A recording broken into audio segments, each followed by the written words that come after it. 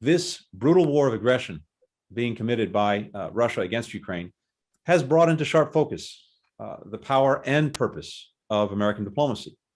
Our diplomacy is rallying allies and partners around the world to join us in supporting Ukraine militarily, economically, and with humanitarian assistance, to impose massive costs on the Kremlin for its aggression, while strengthening our collective security and defense and addressing the war's mounting global consequences, including the refugee and food crises that you've alluded to.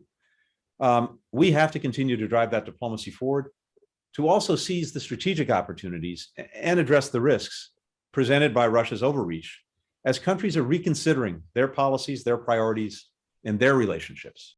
The day after our meeting, Secretary of Defense went on to Germany, where he convened 40 defense ministers, an extraordinary thing, to focus in on making sure we were together providing what the Ukrainians needed. The supplemental request that you have before you has the resources that we would need in a variety of ways to actually get this job done. And it includes about $15.5 billion in security assistance, much of it for foreign military financing and the Pentagon's equivalent of that program, as well as significant funds for additional drawdowns from our stocks. It also gives us the means to help allies and partners who have given their weapons to Ukraine to backfill. There are a number of efforts that are going on to try to ensure that there is accountability, and accountability, especially when it's visible,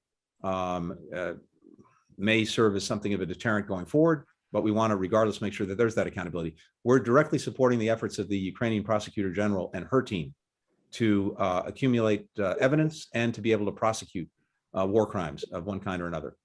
When it comes to the Iran nuclear agreement, that's still something that is being engaged in to see if we can get a return to mutual compliance.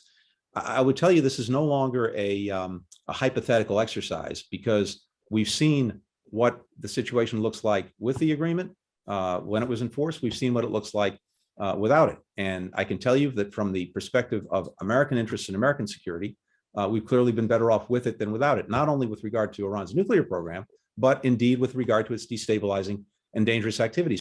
The question is, what is the most effective way for us together to deal both with the Iranian nuclear program, but also with its destabilizing activities and the threats that it poses to us and to our allies and partners?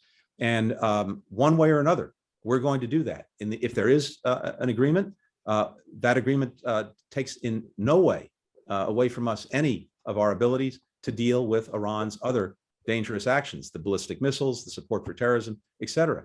If there's not an agreement, similarly, we're going to make sure that we're doing everything we can with allies and partners to address these challenges. With regard to Russia, as you know, it's been a member of the group that had helped negotiate the original agreement, along with the European Union, France, Germany, the UK, and China. It remains part of that group. Since the aggression, it took some steps within the negotiations to make life more complicated, but the other parties in the group push back against that. And at least as we speak, they are not currently an obstacle to seeing if we can get back into compliance, mutual compliance with Iran.